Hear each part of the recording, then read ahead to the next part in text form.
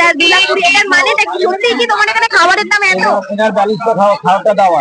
আর বিষয়টা ওটা নয়, আমি প্রথম যখন দোকান স্টার্ট করি আমি আমার মা, তখন থেকেই প্রথম খাবারের দাম ছিল 12 টাকা। আচ্ছা, তো সেই সময় 12 টাকা না বলে সেই সময় থেকে শুরু করেছিলাম কথাটা বলা 12,000 টাকা। সেটা হয়তো ইয়ার্কির ছলেই বলেছিলাম, আচ্ছা, হয়তো নয়, সত্যিকারেরই কথা, ইয়ার্কির ছলেই বলেছিলাম।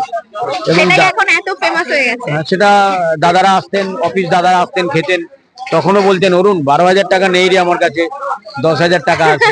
এই কথা হতে হতে হতে হতে আজকে সেই খাবারের দামটা হচ্ছে 42,000 টাকা।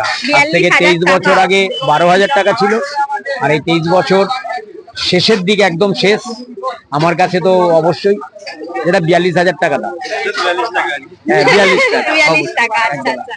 আর সকলের উদ্দেশ্যে বলবো যে তোমার এখানে তোমার পছন্দের সব থেকে খাবার কোনটা? আমি যদি খাই, আমি একটু স্পাইসি খেতে ভালোবাসি, তাই আমি ডাল মাখানি খাই বা চানা পনির। আচ্ছা, তোমার পছন্দের এটা? আমি এটাই খাই।